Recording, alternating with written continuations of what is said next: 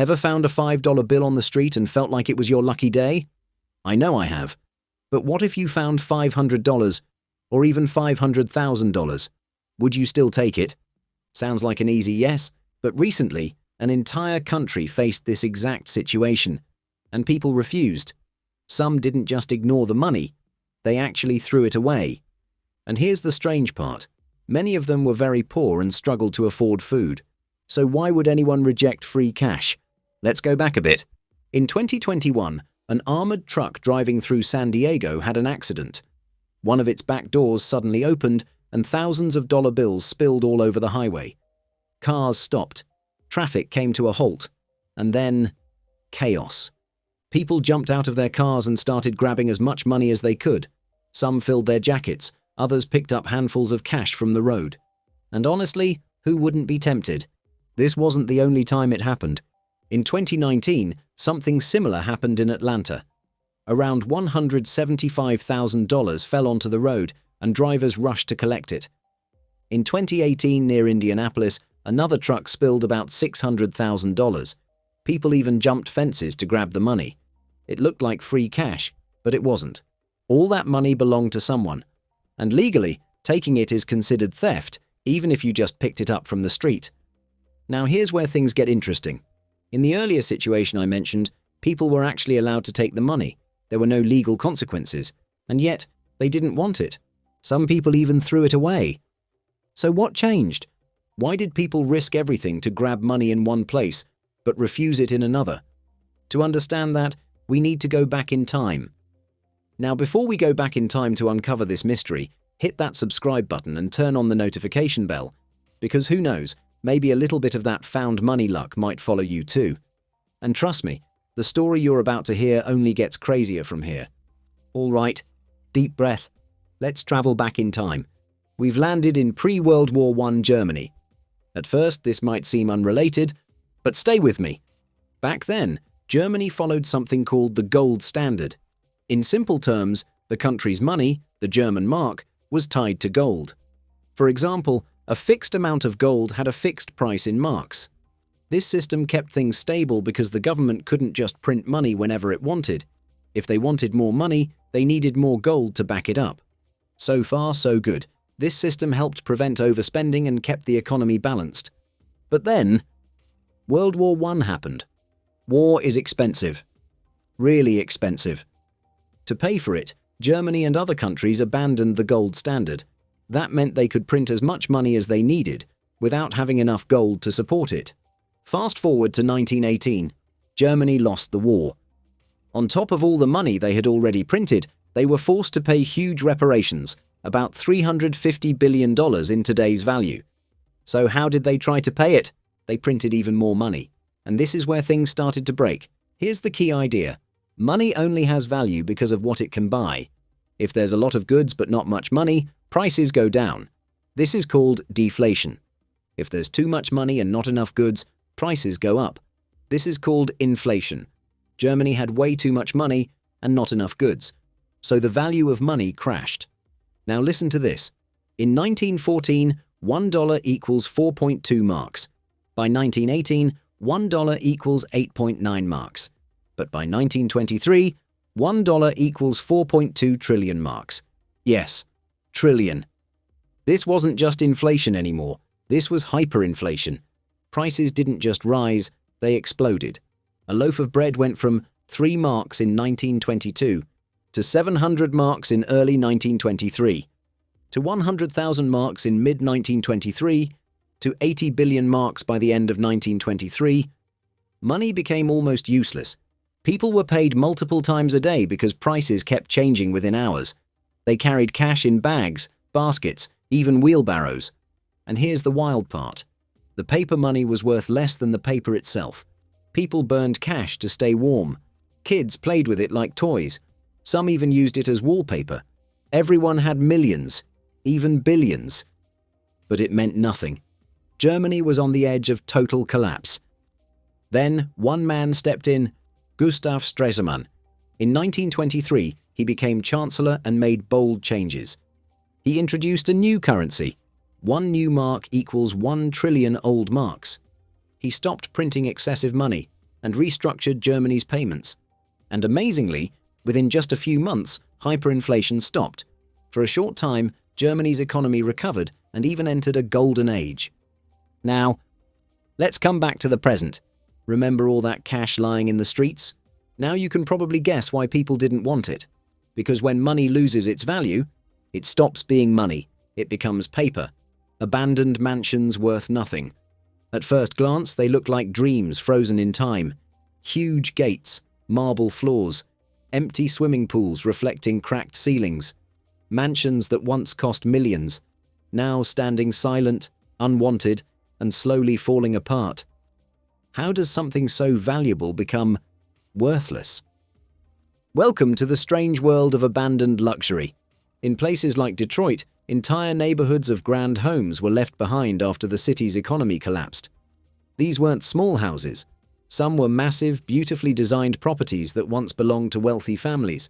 Today, many of them can't even find buyers, even at shockingly low prices. Because value isn't just about the building, it's about location, safety, jobs, and demand. And when those disappear, the price follows. But Detroit isn't the only place. In China, developers built entire luxury communities expecting millions of people to move in. Towering apartments, elegant villas, wide empty roads. But the people never came. Now, these places sit like empty movie sets. Perfect homes, with no life inside them. Then there are mansions that became victims of fear. Some were abandoned after crimes, disasters, or rumors. Once a place gets a bad reputation, buyers vanish. No one wants to live in a house that feels cursed, no matter how beautiful it is. And here's the harsh truth. A mansion is only worth millions, if someone actually wants it. Take that away, and it becomes just a giant expensive problem. Maintenance costs pile up. Nature starts taking over. Walls crack. Roofs collapse. Slowly, the mansion stops being a luxury and starts becoming a burden. In some cases, these homes are sold for less than the price of a small car. Imagine that. A place once filled with parties, laughter, and life. Now empty, echoing, and nearly worthless. Because in the end, value isn't built with bricks and marble. It's built with people, and without them, even a palace can turn into nothing more than a shell. When oil became worth less than zero.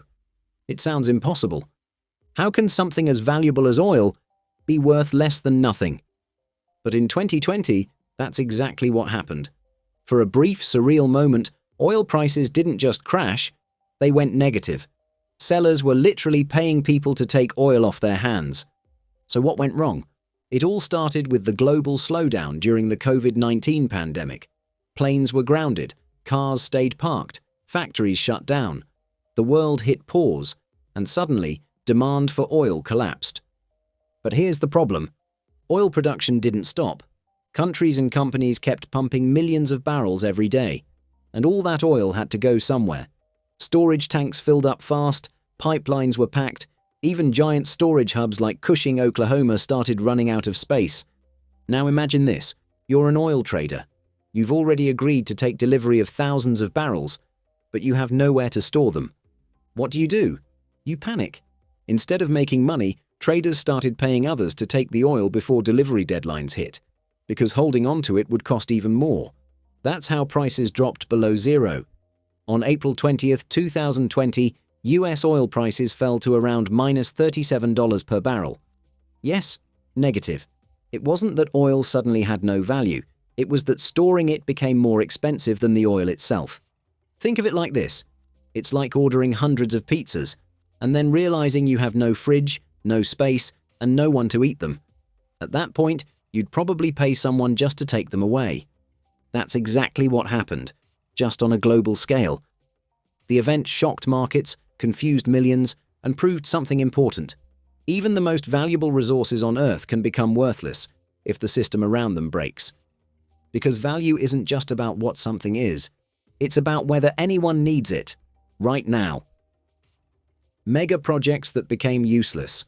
They were built to show progress, to prove that the future had arrived. Big airports, tall skyscrapers, even entire cities. Billions of dollars were spent to build them. Everything looked perfect. The designs were modern, the plans were huge, and people expected them to succeed. But things didn't go as planned. In parts of China, whole cities were built for millions of people. There are wide roads, tall buildings, and shopping areas. But almost no one lives there. The buildings are ready, but empty. It feels like a city waiting for people who never came. Some projects opened, but still failed. Ciudad Real Central Airport in Spain was built to handle many passengers. It cost a lot of money, but very few people used it. There were not enough flights, and soon it had to close. A huge airport, with almost no purpose. In Caracas, there is a tall building called the Torre de David. It was supposed to be a business center, but after a financial crisis, construction stopped. The building was left unfinished. Later, people moved in and started living there, even though it was never meant to be a home. All these places show the same problem. Big ideas, but no real need. Sometimes the economy crashes. Sometimes people don't come. Sometimes the plan just doesn't work. And when that happens, even the most expensive projects become useless. In the end, something is not valuable just because it costs a lot to build. It is only valuable if people actually use it. Without people, even billion-dollar projects can become empty and forgotten. The graveyards of brand new cars. At first, it looks like a giant parking lot. Rows and rows of cars, stretching as far as you can see. But something feels off. There are no people, no movement, no sound, just silence. In parts of China, thousands of cars sit abandoned in massive open fields. And here's the strange part. Many of them are almost brand new. No damage, no accidents, nothing wrong with them. So why are they just sitting there? It started with a big idea. Car-sharing companies thought the future was coming fast. They believed millions of people would stop owning cars and start sharing them instead. So they bought huge fleets, thousands and thousands of vehicles, ready to meet the demand. But the demand never came. The business didn't grow the way they expected. Costs kept rising, profits didn't. And slowly, the companies began to collapse. When they did, they left everything behind, including the cars. Now those vehicles sit in the open, day after day, under the sun and rain. Paint fades, tires wear out, batteries die, machines that were once worth thousands, slowly losing value without even being used. It's like time just stopped. And it's not just cars. In the same country, another strange sight appeared. Mountains of bicycles. During the bike-sharing boom, companies flooded cities with millions of colorful bikes. Bright yellow, blue, orange. Everywhere you looked, there was a bike ready to ride. For a while it worked. People used them. Cities were full of movement. But then competition exploded. More companies joined in. More bikes were added. Soon there were far more bikes than people needed. And then, just like before, the businesses failed. Companies shut down, and no one was left to collect the bikes. So they piled up. What remains today are massive bike graveyards. Huge fields filled with twisted metal and tangled wheels. Bright colors now covered in dust. Rows stacked on top of each other like a giant scrap heap. It's a strange sight. So much value. Wasted. Because in the end, it wasn't about how many cars or bikes were made. It was about whether people actually needed them. And when that need disappears, even brand new things can become worthless. Food that gets destroyed instead of sold. It sounds unbelievable. People are going hungry. And at the same time, tons of perfectly good food are being thrown away. Not spoiled, not unsafe, just unsold. Every day, farms, supermarkets and companies produce huge amounts of food. But the system is strict. Food has deadlines. It has to look perfect. It has to arrive at the right place at the right time. If it doesn't, it gets rejected. A fruit that's slightly misshapen. Vegetables that are perfectly edible but don't look right. Milk that's close to its expiry date. Bread that didn't sell today. All of it can end up in the trash. In many cases, farmers are even forced to destroy their own crops. Not because they want to, but because selling them would cost more than what they'd earn. Sometimes prices drop so low that harvesting isn't worth it, so the food is left to rot or gets ploughed back into the ground. And then there's another strange rule. Some companies destroy unsold food on purpose. Why? Because giving it away for free could hurt their business. If people expect free food, they might stop buying it. So instead of donating it, the food is thrown away to protect prices. Perfectly good meals, wasted.